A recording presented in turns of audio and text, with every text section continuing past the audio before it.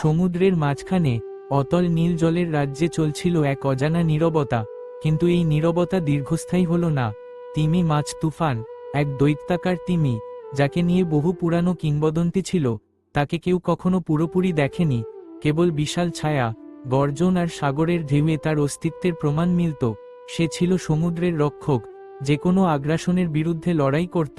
অন্যদিকে ছিল টাইফুন, এক আধুনিক যুদ্ধজাহাজ, যার মালিক এক ধনকুবের, যিনি সমুদ্রের গভীরতায় খনিজ ও তেল খুঁজতে নেমেছিলেন।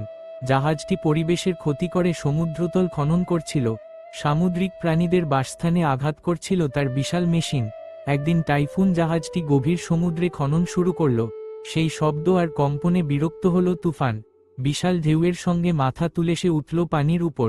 প্রথমবার টাইফুনের নাবিকরা তাকে দেখে ভয় পেলেও তারা গুলি ছোড়ে তুফানের দিকে, কিন্তু তুফান ক্ষিপ্ত হয়ে উঠে বিশাল লেজ দিয়ে জাহাজের পেছনে আঘাত করল। জাহাজ কেঁপে উঠল, রাডার ও ক্রেন ভেঙে পড়ল। বজ্রের মতো গর্জন করে তুফান সামনে এগিয়ে এলো, আর শুরু হলো ভয়াল এক যুদ্ধ। তুফানের বিশাল লেজ, জলের ঢেউ আর টাইফুনের কামান, রকেট ও আলোর বিস্ফোরণ।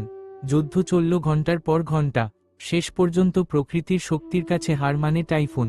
জাহাজের একাংশ ডুবে যায়, আর ধনকুবের ও তার দল হেলিকপ্টারে পালিয়ে যায়।